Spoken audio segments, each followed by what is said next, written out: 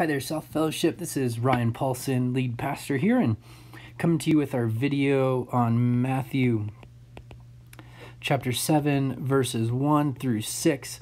And this is a famous passage on judgment. Now, I'm going to jump right in here and really want to focus on one thing, and that is the power of really studying words in the scriptures. We've talked about this before, but this is one of those passages that it's just so important that we understand what the words mean and the variance in what certain words mean. So here's what Jesus says. He's continuing out of the passage that he's just taught on about being a non-anxious presence in the world.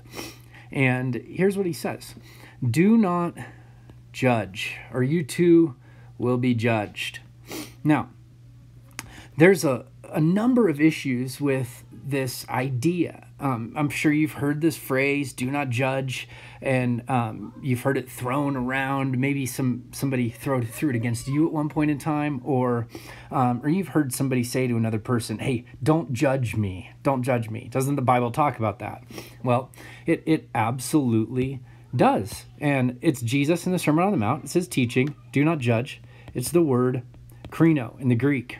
And the problem with the word krino is there is a huge variance in meaning. And I think I showed this this picture on Sunday, or plan on showing it on Sunday, and it's from an author, Skye Jethani, and he does some great work. He wrote a book called With, and it talks about life with God.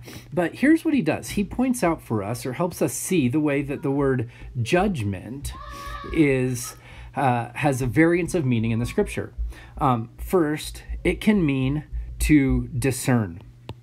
He uses this example of apples versus oranges. Apples are not oranges. You could also say 1 plus 1. That's a bad 1 plus 1 there. 1 plus 1. Wow. Math is not my thing. 1 plus 1 equals 2. 1 plus 1 does not equal 3. And that's a discernment, okay? He goes on, though, to say that what we often do, and this picture draws it out, is not only do we say apples are not oranges, but apples are less than oranges. So apples are better than oranges, or death to apples, or God hates apples, and that is the word to condemn.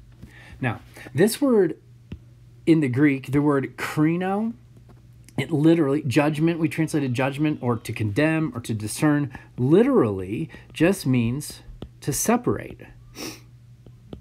That's it, to separate.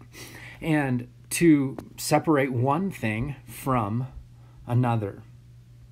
And when Jesus talks about judging, what he's really talking about in this passage is not discerning, but condemning. To not be the one that walks around with a gavel.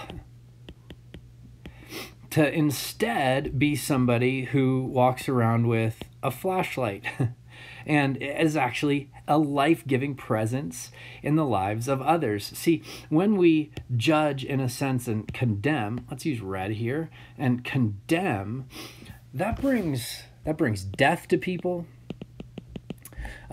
condemnation, and it does not bring life.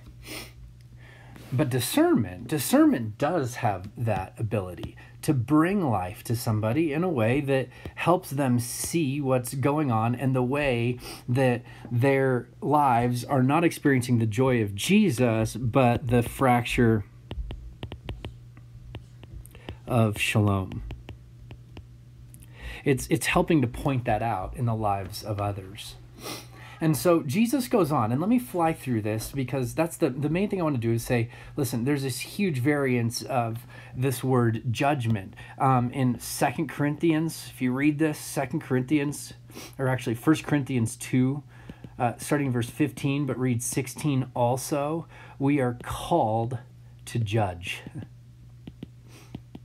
because we have the mind of Christ.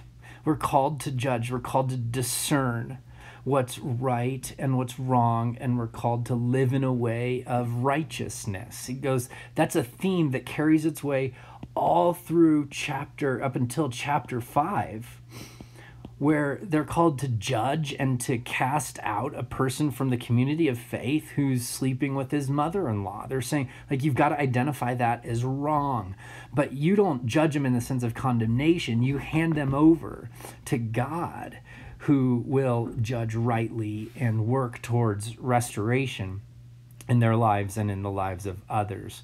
So the reason this word is so difficult is because there's times where we're called to judge, and then there's times where we're called to not judge.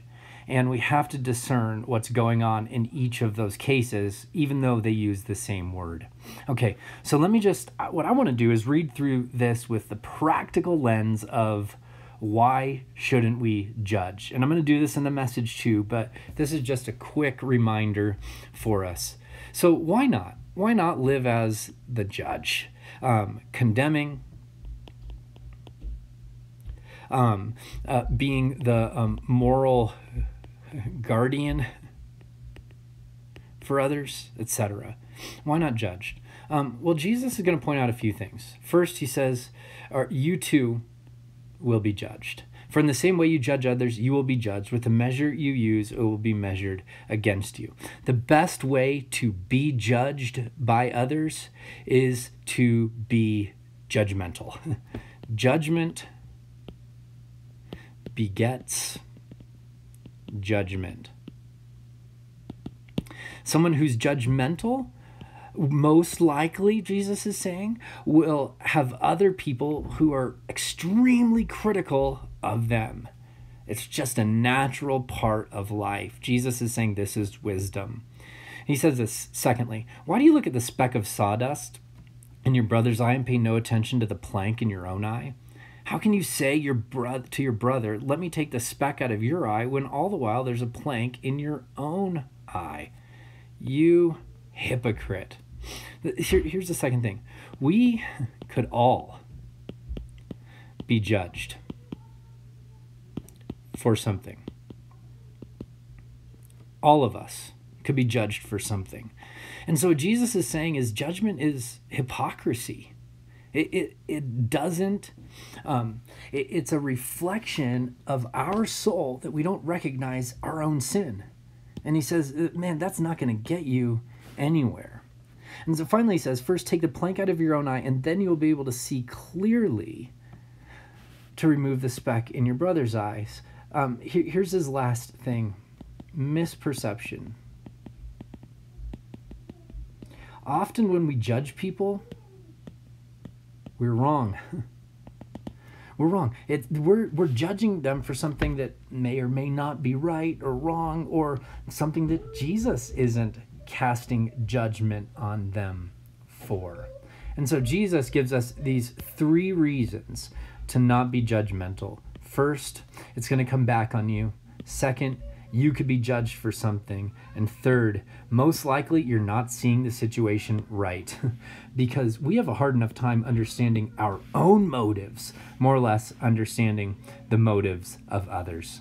So I hope that helps a little bit in understanding this really difficult passage that we approach with care and trying to understand what the entirety of Scripture says about this. My hope is that's helpful for you. Do not judge, or you too will be